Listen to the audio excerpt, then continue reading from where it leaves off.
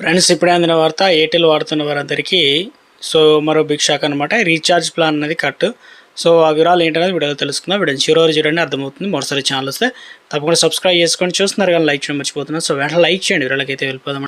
Airtel సంబంధించి recharge plan అనేది సంచలన నిర్ణయం తీసుకున్నారు. ఎందుకంటే దేశంలో అత్యంత ప్రైవేటు రంగ సంబంధించిన టెలికాం సంస్థ ఇప్పుడు జియో, ఎయిర్టెల్, తర్వాత ప్రభుత్వ రంగ సంస్థ ఇక బిఎస్ఎన్ఎల్ అన్నిటికి పోటీ ఇస్తున్న సంస్థ. అయితే ఇప్పుడు ఎయిర్టెల్ తమ యూజర్లకు ఊహించిన షాక్. ఎందుకంటే సిగ్నల్ బాగుంటుంది, అదేవిధంగా నెట్ బాగా స్పీడ్ వస్తుందని చెప్పేసి చాలామంది తీసుకుంటాం కదా, షాకింగ్. అయితే ఎలాంటి ఎంట్రీ లెవెల్ ప్రీపెయిడ్ రీఛార్జ్ ప్లాన్లు అంటే 299 సైలెంట్గా తొలగించింది. ఈ ప్లాన్ అనేది ఉండేది, చాలామంది అయితే వాడుకునేవారు. కానీ ఇది 28 రోజుల పాటు అయితే ఉండే వ్యాలిడిటీ కలిగి ఉండి అన్లిమిటెడ్ వాయిస్ కాల్స్ వచ్చేది.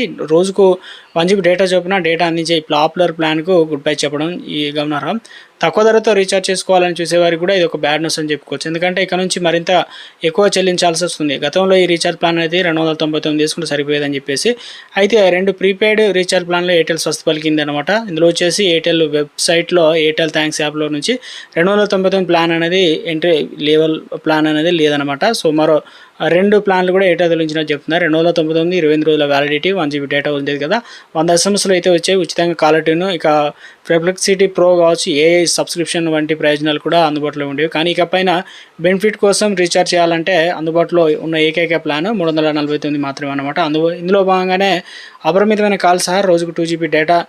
ఇందులో మనకు ఇంత రీఛార్జ్ చేసుకోవాలన్నమాట.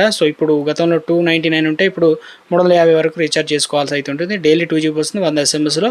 అదేవిధంగా 20 రోజుల వ్యాలిడిటీ అయితే ఉంటుంది. 6 నెలల పాటు Apple music subscription, free hall tunes కూడా వస్తాయని చెప్తున్నారు అనమాట.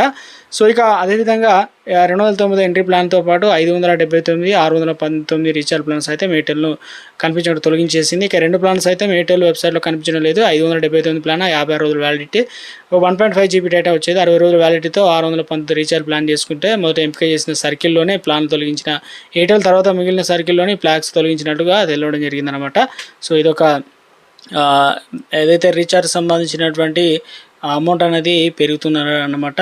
ఇప్పటికే ట్రై ఆదేశాల మేరకు రీఛార్జ్ అంటే డేటా వాడుకునే వారికి సపరేట్ ప్లాన్ కూడా ఏర్పాటు చేయాలని చెప్తే ఇప్పుడు జియో, ఎయిర్టెల్ అయితే తీసుకొచ్చే ప్రయత్నం చేశారు. ఇప్పుడు మరోసారి ప్లాన్లు అనేది ఇక తీసేశారనమాట. ఇవి గమనించగలరు. ఇక మిత్రులు